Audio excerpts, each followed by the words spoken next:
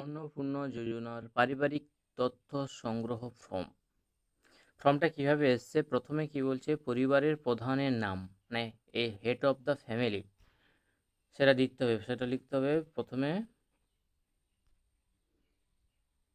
পরিবারের প্রধানের নাম, পুরো নাম লিখবেন। তারপর কি জন্ম তারিখ, যেটা হচ্ছে আধার কার্ড রয়েছে ওইটা দিন মাস বছর দিলেন।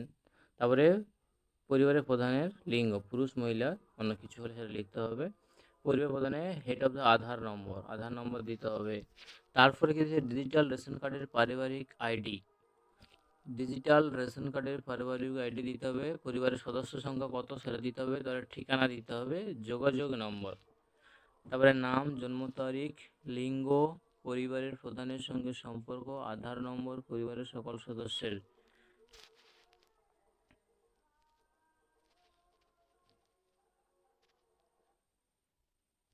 এক এক নম্বর সদস্য, 2 নম্বর সদস্য, যা যার আছে তা দিতে হবে। 3 নম্বর সদস্য, 4 নম্বর সদস্য, 5 নম্বর সদস্য পর্যন্ত সংখ্যা নাম অ্যাড করা রয়েছে। এরপরে কি রয়েছে, পরিবারের প্রধান এবং পরিবারের সকল প্রাপ্তবয়স্ক সদস্যের ব্যাঙ্ক অ্যাকাউন্ট। এটা কিন্তু একটা খুব একটা ইম্পর্টেন্ট, এটা যে জন্য হেড অফ দ্য ফ্যামিলি তার অ্যাকাউন্ট দিতে হবে। তারপর সদস্য 1-এর অ্যাকাউন্ট দিতে হবে, সদস্য 2-এর ব্যাঙ্ক অ্যাকাউন্ট দিতে হবে, সদস্য 3-এর ব্যাঙ্ক অ্যাকাউন্ট। তাহলে একের পর একের সবার ব্যাঙ্ক অ্যাকাউন্ট কিন্তু সরকার নিচ্ছে।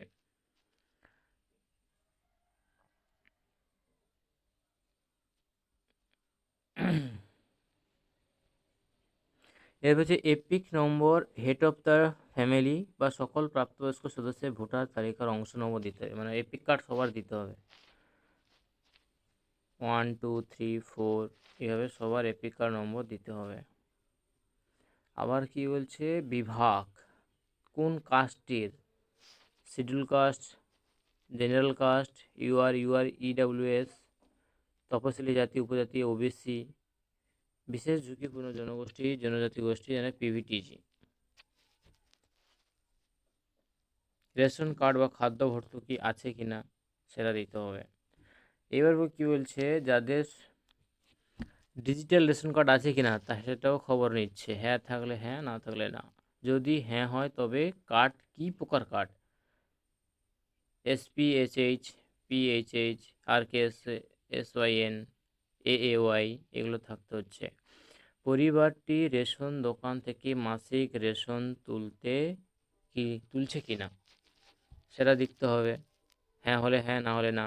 বাড়ির ধরন, আপনার বাড়ি কি 3 বা তার বেশি পাকা ঘর আছে সেটা দিতে হবে। পারিবারিক জমির মালিকানা আছে, থাকলে হ্যাঁ, না থাকলে না। পরিবারের সকল সদস্যের মোট জমির পরিমাণ কত সেটাও উল্লেখ করতে হবে। দারুণ সব সিস্টেম ফর্মে করে দিয়েছে। যানবাহন, আপনি আপনার পরিবারের সদস্য কি বাণিজ্যিক মোটর চালনা রয়েছে কিনা, চাকা গাড়ি চাইছে। 4 চাকার গাড়ি যদি থাকে সেটা লিখতে হবে। পরিবারের ভিত্তিক সদস্যদের স্বাস্থ্য বীমা, যদি কোনো সরকারি বা বেসরকারি সংস্থা থেকে স্বাস্থ্য বীমা নেওয়া থাকে সেটা লিখতে হবে। এবার কতজন সদস্য নেওয়া হয়েছে সেটা দিতে হবে, প্রত্যেকের দিতে হবে। এবার হচ্ছে আয়, কোনো আয় কি বলছে, কোনো সদস্য কি আয় কর বা পেশাগত কর প্রদান করে থাকে কিনা সেটা জানতে চাইছে। যে আয়কর যদি প্রদান করে থাকে সেটা দিতে হবে। পরিবারের সদস্যদের প্যান কার্ড যদি থাকে, প্রত্যেকের প্যান কার্ডের নম্বর দিতে হবে। কর্মসংস্থানের ধরন, তারা কি কাজ করে, সরকারি, বেসরকারি, অসংগঠিত ক্ষেত্রে, সংযুক্ত,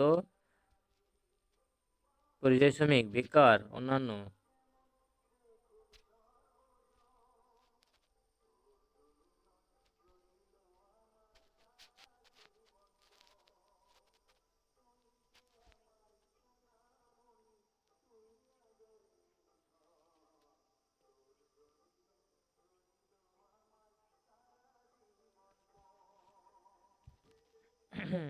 আর কি রয়েছে,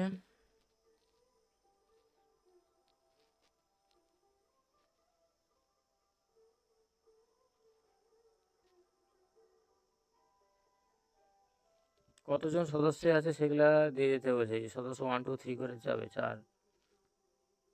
পরিবারের শিক্ষিত প্রাপ্তবয়স্ক সদস্যদের সংখ্যা, পরিবারের শিক্ষিত প্রাপ্তবয়স্ক সদস্যের সংখ্যা, পরিবারে অশিক্ষিত প্রাপ্তবয়স্কদের সদস্যদের সংখ্যা, সেটা মেনশন করতে হবে।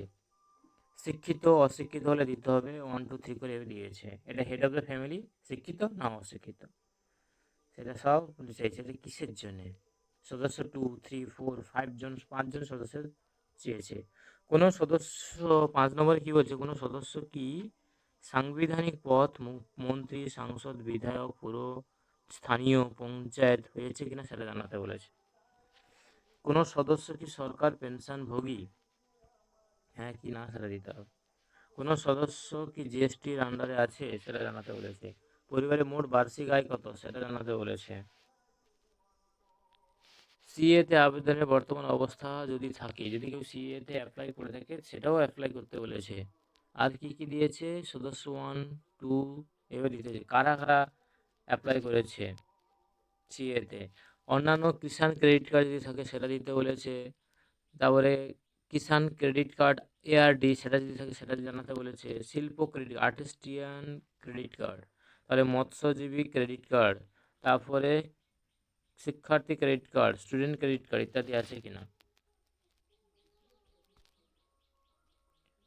আরও কি চেয়েছে, যদি এসআইআরে 2026-এ নাম বাদ পড়ে থাকে, যদি মামলাটি ট্রাইব্যুনালে বিচারাধীন থাকে, তাহলে তাদেরও নাম কিন্তু এন্ট্রি করতে হবে, নাহলে তারা কিন্তু বাদ পড়ে যাবে। ঠিক আছে, ট্রাইব্যুনালে যাদের যাদের নাম আছে বিচারাধীন তাদেরকে দিতে হবে। আর কি বলছে, সামাজিক মর্যাদা বা নির্ভরশীল ব্যক্তিগণ বিদ্যালয়ে অধ্যয়নরত পরিবারের সকল শিশুর বিবরণ, যারা যে সকল শিশু পড়াশোনা করছে 1 2 3 করে, তারা দিতে হবে। তারা কোন স্কুলে পড়ছে, সরকারি বেসরকারি, তাদের শ্রেণীর নাম, বিদ্যালয়ের নাম, সবই দিতে হচ্ছে। শিশুদের টিকাকরণের বর্তমান অবস্থা, যদি শিশু থাকে যাদের কি টিকাকরণ হয়েছে সেটা দিতে হচ্ছে। শিশু 1 শিশু 2 শিশু 3, এগুলো কিসের জন্য। আপনি কি কোনো সরকার প্রকল্পের ডিবিটির মাধ্যমে টাকা পাচ্ছেন, এর আগে যদি কোনো ডিবিটি ব্যাংক অ্যাকাউন্টের মাধ্যমে টাকা পেয়ে থাকেন সেটা দিতে হবে।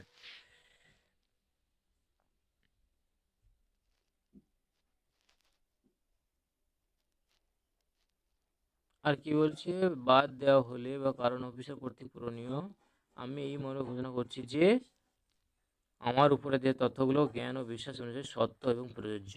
তারপর এখানে সঠিক টিক চিহ্ন মারতে হবে, এখানে একটা সাইন করতে হবে। সাইন করলেই ব্যাস কমপ্লিট। অ্যাটাচি সরকারি লোকজন করবে, শুধুমাত্র সরকারি ব্যবহারের জন্য।